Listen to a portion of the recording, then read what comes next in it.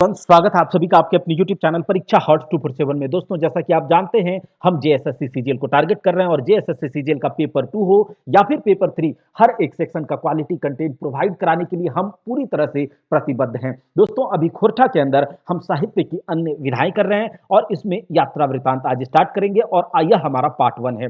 पूरे इसके 3 पार्ट आएंगे और पूरा यात्रा वृत्तांत कवर हो जाएगा। चलिए देखते हैं और वीडियो को स्टार्ट करते हैं। पूरा वीडियो को आप लोग देखिएगा और चैनल पर अगर आप नए हैं तो चैनल को सब्सक्राइब करके बेल आइकन को जरूर दबा दीजिए।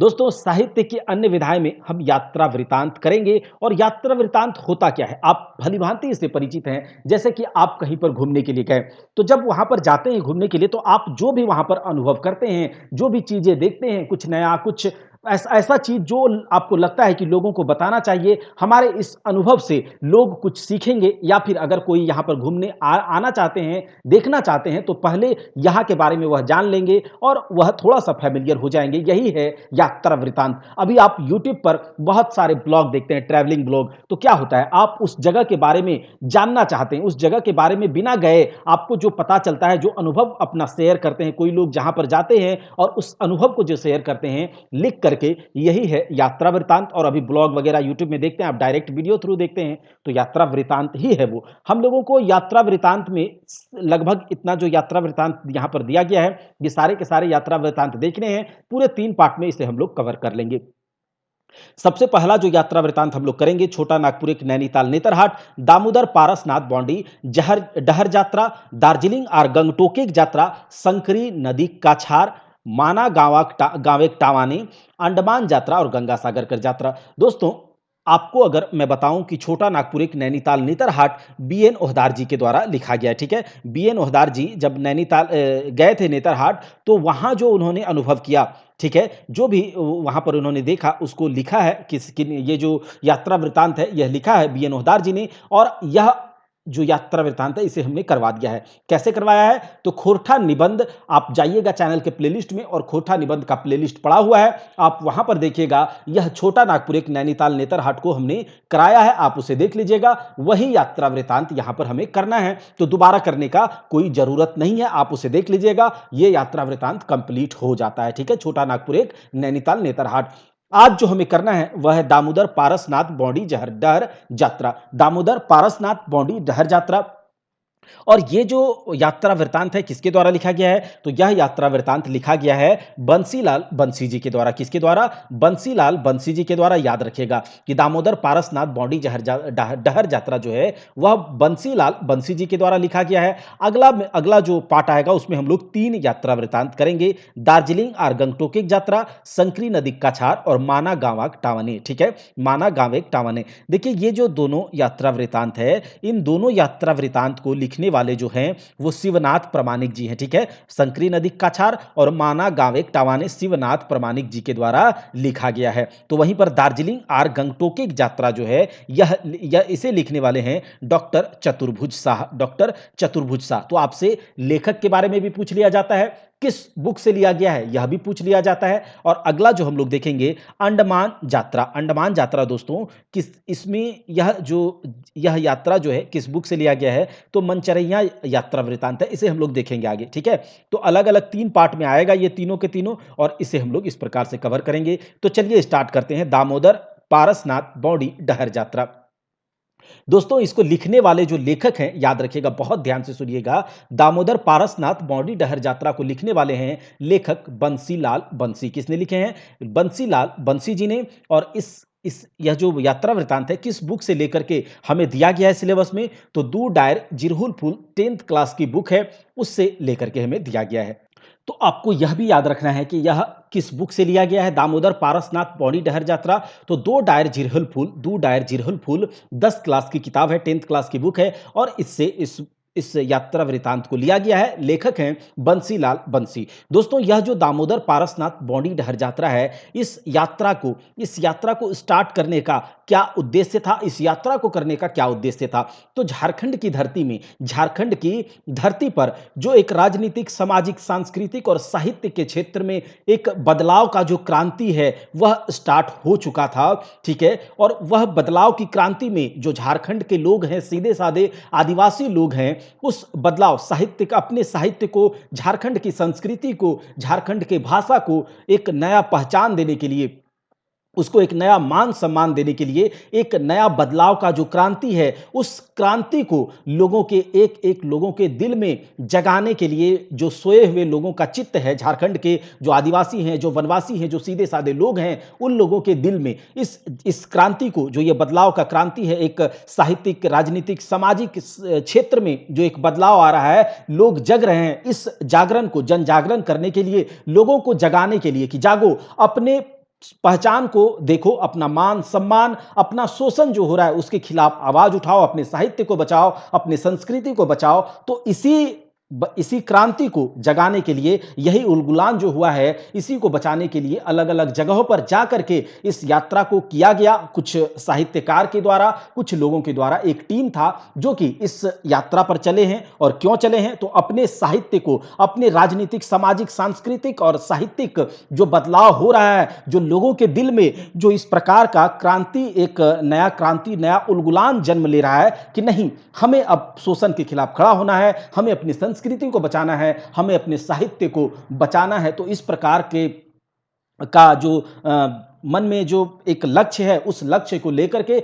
यह यात्रा किया गया है कुछ साहित्यकारों के द्वारा। तो यही पूरा यात्रा में यह वृतांत है, अलग अलग जगहों पर जाकर के लोगों को जगाने का काम किया जा रहा है इस यात्रा के द्वारा। दोस्तों, इस यात्रा वृतांत का वर्णन है, या फिर यह कह सकते हैं कि यह यात्रा यानी कि दामोदर पारसनाथ बौड़ी डहर यात्रा, यह जो यात्रा है, इस यात्रा का अंजाम, मतलब अरेंजमेंट या फिर इसका जो वर्णन किसके द्वारा किया गया? तो बोकारो खोरठा कमेटी के द्वारा। किसके द्वारा? बोकारो खोरठा कमेटी के द्वारा। कब किया गया? यह यात्रा कब किया गया है? तो 14-15 जनवरी। याद रखिएगा। देखिए, जो क्वेश्चन आपसे पूछा जाएगा और आपसे एक भी क्वेश्चन नहीं छूटेगा अगर आप इसे पूरा कर लेते हैं।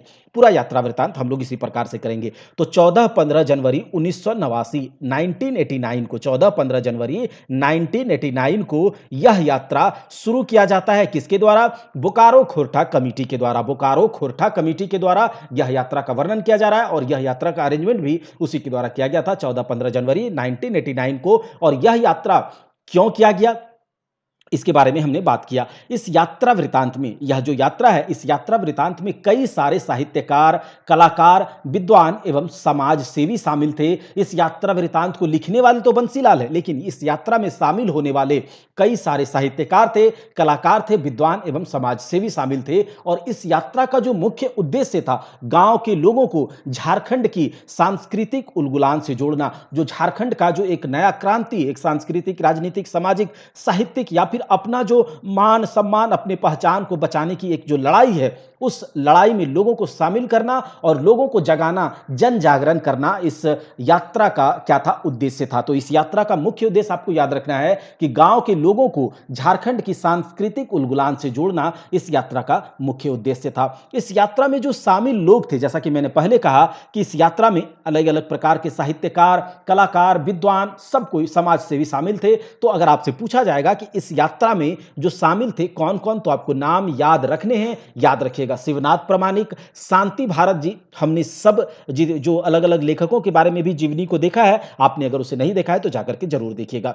तो इस यात्रा में शामिल थे शिवनाथ प्रामाणिक, शांति भारत, दिनेश दिनमणि, सचिन कुमार महतो, पानू महतो, करमचंद नायक, प्रहलाद चंद्र, ठीक है, प्रहलाद चंद्र है, मोहन गोराय, उमाकांत रजक, रविंद्र साहू, रविंद्रनाथ साहू, उमेश कुमार, अंबुज कुमार। एक बार फिर से मैं आपको बताता हूं कि यह जो यात्रा है, इस यात्रा आप अगर खोरठा में कहें तो इस यात्रा में शामिल होने वाले जो लोग थे, जो विद्वान, कलाकार, खोरठा साहित्य प्रेमी सब जो थे, उसमें आपको याद रखना ये सारे के सारे नाम: शिवनाथ प्रामाणिक, शांति भारत, दिनेश दिनमणि, सचिन कुमार महतो, पानू महतो, करमचंद नायक, प्रहलाद चंद्र, मोहन गोराय, उमाकांत रजक, रविंद्र साहू, उमेश कुमार, अंबुज कुमार। शिवनाथ प्रामाणिक, शांति भारत, दिनेश दिनमणि, सचिन कुमार महतो, पानू महतो, करमचंद नायक, प्रहलाद चंद्र, मोहन गोराय, उमाकांत रजक, रविंद्रनाथ साहू, उमेश कुमार और अंबुज कुमार। अब चलिए आगे देखते हैं। इन सभी व्यक्तियों को यात्रा में विदाई किया गया था। किसके द्वारा? मतलब यात्रा पर जब ये लोग गए तो जो विदाई मतलब कहता है ना कि जाकर के थोड़ा सा इसको सी ऑफ कर दो, या फिर स्टेशन आप लोग छोड़ने जाते हैं किसी को, जब कोई यात्रा पर जाता है, कोई ट्रेनिंग पर, या फिर आपके घर से कोई जाता है तो आप उसको सी ऑफ करने जाते हैं या फिर उसको छोड़ने जाते हैं। तो यह जो विदाई किया गया था किसके द्वारा किया गया था, तो इसे आपको याद रखना है कि इन सभी व्यक्तियों को जो इस यात्रा में शामिल थे, उन सभी व्यक्तियों को विदाई किसके द्वारा किया गया था, तो बोकारो के, यह आपको याद रखना है, बोकारो के पूर्व विधायक अकलू राम महतो, याद रखिएगा, बोकारो के पूर्व विधायक अकलू राम महतो एवं खोरठा साहित्य प्रेमी गतिलाल राजहंस के द्वारा, खोरठा साहित्य प्रेमी गतिलाल राजहंस जी के द्वारा इस यात्रा वृतांत में जो लोग शामिल थे, जो यात्रा में शामिल थे, उसे विदाई किया गया था।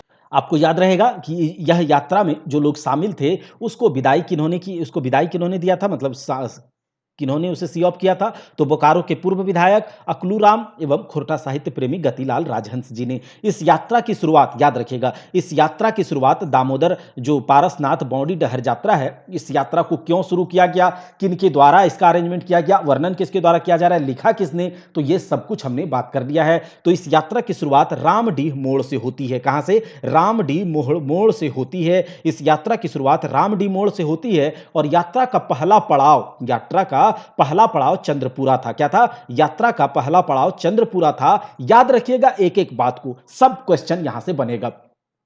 यात्रा का पहला पड़ाव चंद्रपुरा था और जहां मास्टर संतोष कुमार महतो और मुखिया गुलाम रसूल तथा फूलचंद सोरेन ने उनका स्वागत किया। याद रहेगा, यह आपको इनके बारे में याद है ना, पता है ना, संतोष कुमार महतो जी, एक मौनी फूल आपने पढ़ा है ना। तो संतोष कुमार महतो जी मास्टर जी थे और चंद्रपुरा यात्रा का जो यह यात्रा शुरू हुआ, इस यात्रा का पहला पड़ाव चंद्रपुरा था, यानी कि वहां पर इन लोगों को रुकना था। वहां पर रुक करके लोगों को, वहां के गांव के लोगों को झारखंड की जो संस्कृति है, झारखंड का जो साहित्य है, झारखंड का भाषा का जो एक नया क्रांति, एक बदलाव का क्रांति हो रहा है, उसके बारे में लोगों को जगाना था, जन जागरण कराना था, लोगों को उसके बारे में अवेयर करवाना था। यही था इस यात्रा का उद्देश्य। तो यात्रा का पहला पड़ाव चंद्रपुरा था तथा जहां मास्टर संतोष कुमार महतो और मुखिया गुलाम रसूल, याद रखिएगा, संतोष कुमार महतो, गुलाम रसूल मुखिया और फूलचंद सोरेन ने उनका स्वागत किया था। यात्रा का पहला पड़ाव चंद्रपुरा, मास्टर संतोष कुमार महतो, मुखिया गुलाम रसूल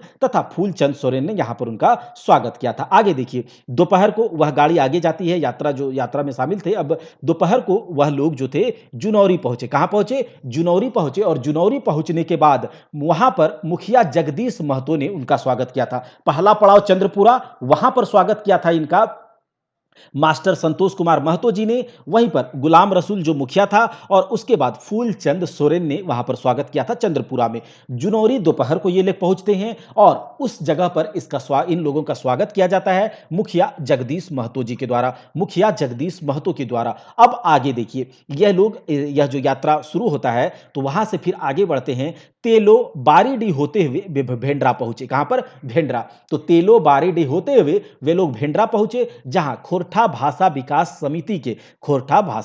समिति के सदस्य सुरेश नारायण राठौर, याद रखिएगा कि अगला जो पड़ाव है, देखिए दो पड़ाव के बारे में हमने बात किया, पहला जो था चंद्रपुरा, दूसरा जुनौरी, वहां पर जगदीश महतो जी के द्वारा। आगे तेलो बारेडी होते हुए वे लोग भेंड्रा पहुंचे और जहां खोरठा भाषा विकास समिति के सदस्य सुरेश नारायण राठौर, सुकुमार, प्रदीप कुमार दीपक और हृदयेश चौरसिया भी शामिल हो गए।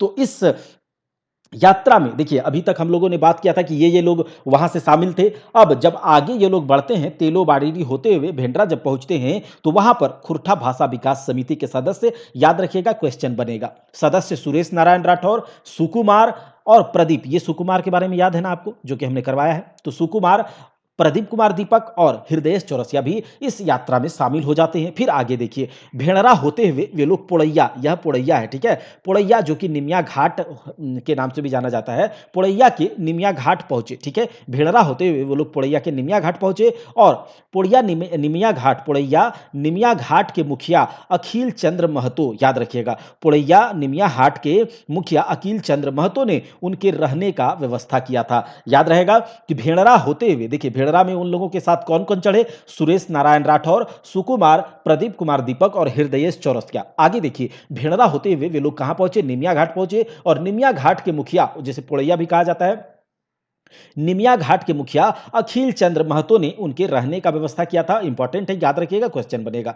अब देखिए आगे, 15 तारीख को देखिए यह जो यात्रा था कब से कब तक का 14-15 जनवरी, ठीक है, 14-15 जनवरी 1989। अब क्या होता है अगला दिन 15 तारीख को वह पारसनाथ की पहाड़ी चढ़ना शुरू करते हैं। वह जो यात्रा में जो लोग शामिल थे वो लोग पारसनाथ की पहाड़ी चढ़ना शुरू करते हैं 15 तारीख को। अब जब पारसनाथ की पहाड़ी आता है तो पारसनाथ की पहाड़ी चढ़ने में ये लोग जो जो पूरा दल था, जो अभियान दल पूरा था, ये पूरा अभियान दल 3 दलों में विभक्त हो जाते हैं। याद रखिएगा, इंपॉर्टेंट है, पूछा जाएगा कि जो 15 तारीख को, पहला तो 15 तारीख को पारसनाथ की चढ़ाई शुरू करते हैं और यह पारसनाथ पर चढ़ाई करने से पहले यह लोग 3 दलों में विभक्त हो जाते हैं, 3 दलों में डिवाइड हो जाते हैं और देखिए अलग अलग दलों के नेता वहां पर अपॉइंट किए जाते हैं कि चलो इस दल का नेता तुम होगे। ऐसा होता है ना कि मॉनिटर, तुम इस दल का देखरेख करोगे, तुम इस दल का देखरेख करोगे, तुम इस दल का देखरेख करोगे। अगर उस दल का कोई भी व्यक्ति आता है, नहीं आता है, तो आपसे ही पूछा जाएगा। तो पहले दल के जो नेता थे वह थे उमेश कुमार को बनाया गया। किसे? उमेश कुमार को बनाया गया,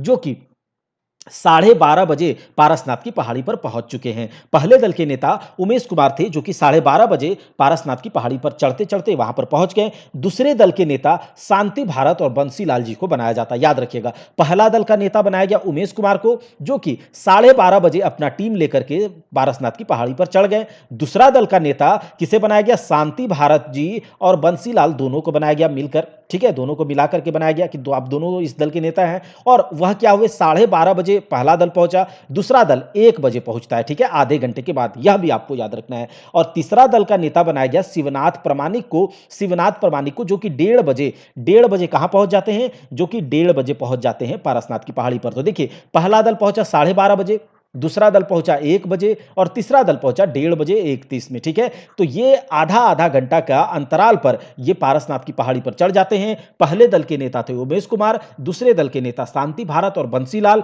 तीसरे दल के नेता शिवनाथ प्रमाणिक, जो कि 1:30 बजे पहुंचे। अब देखिए, उमाकांत रजक और रविंद्रनाथ साहू जो है वह उनके पैर में, रजक और रविंद्रनाथ साहू जी के पैर में चलते चलते फोका। देखिए, जब आप लोग चलेंगे, पहाड़ पर चढ़ते हैं, चढ़ रहे हैं, तो बहुत से ऐसे लोग होते हैं जिनके पैर में एक फोड़ा टाइप से हो जाता है, फोका, जो कि चल बहुत दिनों से नहीं चला है, या फिर सुकुमार टाइप से लोग होते हैं, तो उनके पैर में इन दोनों, याद रखिएगा, पूछा जाएगा कि जो पारसनाथ यात्रा वृतांत है, डहर यात्रा वाला, तो उसमें किनके पैर में चलते चलते फोका हो जाता है? तो उमाकांत रजक और रविंद्रनाथ साहू जी के, रविंद्रनाथ साहू और उमाकांत रजक के।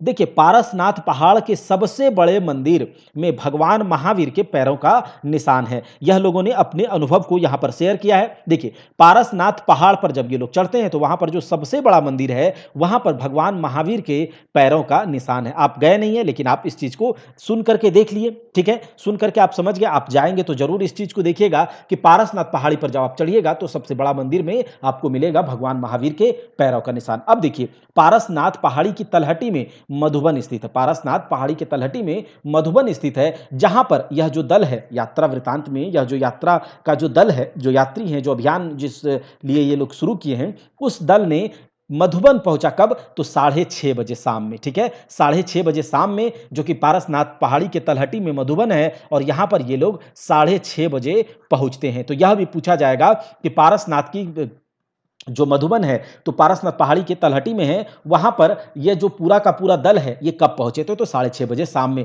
पूरा का पूरा यही यात्रा है, यही यात्रा वृतांत है जो कि बंसीलाल बंसी जी ने हमें बताया है, अपने अनुभव को बताया है। अब इस क्वेश्चन को देख लीजिए, यही इसी टाइप का क्वेश्चन आपसे पूछा जाएगा। देखिए, दामोदर पारसनाथ बौड़ी डहर यात्रा पाठ केकर लिखल लागे? तो आपको पता है ना, बंसीलाल बंसी जी के द्वारा लिखा हुआ है। ये जो रचना है, ये जो रचना दामोदर पारसनाथ बौड़ी डहर यात्रा, ये किस प्रकार की रचना है बताइए? यात्रा वृतांत है, निबंध है, कहानी है, या फिर कविता संग्रह है? तो आपको इस प्रकार से दिया रहेगा तो आप जरूर बता पाएंगे, यह एक यात्रा वृतांत है। अगला देखिए, क्या होता है कि यह जो दामोदर पारसनाथ बौड़ी डहर यात्रा है, इस यात्रा वृतांत को किस किताब से लिया गया? यह यात्रा वृतांत किस किताब से लिया गया है? तो दू डायर जिरहल फूल 10 क्लास की किताब से लिया गया है। अब देखिए, यह यात्रा कहिया करल गेल रहे? यह जो यात्रा है दामोदर पारसनाथ बौड़ी डहर यात्रा कब किया गया था? तो 14-15 जनवरी 1989 को किया गया था। याद रहेगा, यह यात्रा का उद्देश्य क्या था? ई यात्रा कर उद्देश्य की रहे तो गांवे के सूतल लोक के झारखंडी सांस्कृतिक उलगुलान जोड़े के। कहता है गांव गांव में जाकर के ये लोगों का उद्देश्य था कि गांव में जो लोग सोए हुए हैं, अपनी पहचान को नहीं देख रहे हैं, अपने मान सम्मान को बढ़ाने के लिए, अपने भाषा, साहित्य, संस्कृति इन सब को बचाने के लिए जो लोग सोए हुए हैं, इस प्रकार सोने का मतलब आप समझ रहे होंगे क्या, किस प्रकार से सोना, तो उन लोगों को जगाने के लिए इस सांस्कृतिक उलगुलान जो यह जो क्रांति है, बदलाव की क्रांति, इसमें जोड़ने के लिए यह जोड़ना ही इस यात्रा वृतांत का उद्देश्य था, यह यात्रा का उद्देश्य था। ये यात्रा कर यात्री सब के कौन डिहरावल रहे, कहता है ये जो यात्रा शुरू होता है तो इस यात्रा में जितने भी यात्री थे, इन सबको किसने सी ऑफ किया था, किसने वहां से विदाई दिया था, डिहरावल मतलब किसने विदाई दिया था। तो आपको याद है अकलू राम महतो जो कि बोकारो के पूर्व विधायक थे, और एक आपको खोरठा भाषा प्रेमी जिसके बारे में हमने बात किया कि एक अकलू राम महतो जो खोरठा के क्या थे, विधायक थे, और उसके बाद जो क्या बोलते हैं कि साहित्य प्रेमी, हाँ, खोरठा साहित्य प्रेमी गतिलाल राजहंस जी के द्वारा इनको क्या किया जाता है। अगर आपको वो भी दिया रहेगा तो वो भी कमेंट में वो भी टिक कर दीजिएगा। आगे देखिए, डहर यात्री सबके कौन संबोधित करल रहे, मतलब जब जब इनको छोड़ना रहता था, विदाई किया था, तो यह भी आपको याद रखना है कि जब विदाई कर रहे थे अकलू राम महतो जी, ठीक है, तो इनको कुछ कुछ बात बता करके गए थे कि तुम लोग जा रहे हो, सबको क्या करना है, अपने संस्कृति को जगाने के लिए, अपनी संस्कृति को पहचानने के लिए, अपना अपना मान सम्मान, साहित्यिक, राजनीतिक, सामाजिक, और जो इन सब में जो बदलाव की क्रांति है, इनसे लोगों को जरूर जुड़ना है। तो डहर यात्री सबको संबोधित किया था किसने, अकलू राम महतो, जो कि खोरठा के बोकारो के पूर्व विधायक रहे हैं। डहर यात्री सबके चंद्रपुरा में किसने स्वागत किया था, तो संतोष कुमार महतो जी ने किया था। याद रहेगा कि संतोष कुमार महतो, और अगर लोगों के बारे में आपसे डिटेल में पूछा जाए तो हमने बताया है गुलाम रसूल जो कि वहां का मुखिया था, और फूलचंद सोरेन ने चंद्रपुरा में यहां पर स्वागत किया था इन लोगों का। अब देखिए, डहर यात्री के जुनौरी में किसने स्वागत किया था, तो दूसरा जो पड़ाव था, जो कि दोपहर में यह यात्री लोग जो यहाँ पर शुरू किए थे, तो दोपहर में जुनौरी पहुंचे, और वहां पर याद होगा मुखिया जगदीश महतो ने इनका स्वागत किया है। डहर यात्री सौंपकर संगे कौन कौन लागला, तो देखिए जब ये लोग तेलो बारीडी भेंडरा होते हुए आगे पहुंचते हैं तो खोरठा भाषा विकास समिति के सदस्य थे कौन, सुरेश नारायण राठौर, सुकुमार, प्रदीप कुमार दीपक और हृदय चौरसिया जो है इनके साथ लग जाते हैं। ठीक है, अब देखिए डहर यात्री सौब के निमिया घाट में कौन स्वागत किया था, निमिया घाट यानी कि जो पोड़ैया के बारे में हमने बताया था, तो वहां पर इन लोगों का स्वागत किसने किया था, तो मुखिया अनिल चंद्र महतो जी ने, किसने, मुखिया अनिल चंद्र महतो ने इनका स्वागत किया था, और इनके रहने का भी व्यवस्था अनिल चंद्र महतो ने ही कराया था निमिया घाट में। अब देखिए डहर यात्री सौंपकर अभियान दल पारसनाथ पहाड़ चढ़े के पहले कुधाय बटला, मतलब कितने दलों में बटा था, तो 3 दलों में वो लोग बट गए थे, और अलग अलग दलों में बटे। और पहले दल का नेता कौन था, उमेश कुमार, दूसरे दल का नेता शांति भारत जी और बंसीलाल बंसी, तीसरे दल का नेता थे शिवनाथ प्रमाणिक। तो यह आपको याद रखना है, तीसरे दल का नेता कौन थे, शिवनाथ प्रमाणिक। और देखिए तीनों अभियान दल जो है, अगर पूछा जाए कि तीनों अभियान दल जो पारसनाथ की पहाड़ी पर चढ़े थे, तो चढ़ने में इनका कितना कितना देर का अंतर था, तो आधे आधे घंटे का हमने पहले भी बात किया। पहला दल 12:30 बजे पहुंचा था, दूसरा दल 1 बजे, और तीसरा दल 1:30 बजे। पारसनाथ पहाड़ी का जो शीर्ष पर सबसे बड़ा जो मंदिर है, वहां भगवान महावीर के पैर का निशान है, यह भी हमने बात किया। और लास्ट बात किया कि मधुबन में कब ये लोग पहुंचे, तो 6:30 बजे शाम में। तो ये पूरा का पूरा यात्रा वृतांत हो गया। और एक यात्रा वृतांत आप लोगों को देखना है, जो कि झारखंड एक नैनीताल नेतरहाट है, छोटा नागपुर एक नैनीताल नेतरहाट, जो कि खोरठा निबंध में आपको वो मिल जाएगा, आपको उसे देख लेना है। तो 2 यात्रा वृतांत यहां पर हम लोगों का कवर हो जाता है। इसके बाद हम लोग एक पार्ट और करेंगे, और मतलब 3 पार्ट में यह पूरा का पूरा यात्रा वृतांत होगा। साथ ही साथ क्वेश्चन आप लोग देख रहे हैं, जब यात्रा वृतांत के बाद जो है हम लोग पहुंचेंगे कहां पर, तो एक खोरठा कविता बचा हुआ है जो कि दामोदर कोरा है, और थोड़ा सा बचा हुआ है क्या हम लोगों का, वो नाटक संग्रह है। ठीक है, तो 1 2 दिन 3 दिन ऐसे करके हम लोग पूरा कवर कर लेंगे, तब ये इधर वाला पार्ट कवर हो जाएगा पूरा का पूरा, तब जाकर के खोरठा ग्रामर स्टार्ट करेंगे। और खोरठा ग्रामर स्टार्ट करने के साथ ही ये खोरठा ग्रामर चलते रहेगा, और साथ ही साथ हम लोगों का फुल लेंथ टेस्ट स्टार्ट हो जाएगा। तो आप लोग कितना एक्साइटेड हैं फुल लेंथ टेस्ट के लिए। फुल लेंथ टेस्ट जो पूरा का पूरा, जब ये हमारा नाटक संग्रह हो जाएगा और थोड़ा सा एक कविता संग्रह है करके, हम लोग फुल लेंथ टेस्ट स्टार्ट कर देंगे, या व्याकरण उधर चलते रहेगा। और पेपर 3 में आप लोगों को जो जनरल नॉलेज है, जनरल स्टडीज, साइंस है, आपका कंप्यूटर है, और ये क्या बोलते हैं कि झारखंड जीके है, तो 110 नंबर, कुल 110 नंबर की तैयारी आपको हम करा रहे हैं। मैथ्स रीजनिंग आप लोगों को अपने से कर लेना है, ठीक है? मैथ्स रीजनिंग आपको अपने से कर लेना है। लास्ट में हम क्या करेंगे, प्रीवियस ईयर क्वेश्चन मैथ के लेंगे और आपको यहाँ पर दिखाएंगे कि किस प्रकार का क्वेश्चन प्रीवियस ईयर में पूछा गया है और उसका जो सबसे आसानी से हम इसे कैसे अप्रोच कर सकते हैं। इस प्रकार से हम लोग करेंगे और पेपर 3 का भी जो फुल लेंथ टेस्ट होगा, जैसा कि मैंने पहले बताया है, आपको आश्वस्त किया है कि 20 से 30 फुल लेंथ टेस्ट पेपर 3 का करेंगे और 20 से 30 फुल लेंथ टेस्ट खोरठा का करेंगे। पहले हम लोगों का खोरठा जो है, जो ये व्याकरण को छोड़ करके जो पूरा पाठ है, जैसे कवर होने दीजिए, बहुत जल्दी कवर करके खोरठा टेस्ट लगाएंगे और पेपर 3 का भी टेस्ट लगाना शुरू कर देंगे।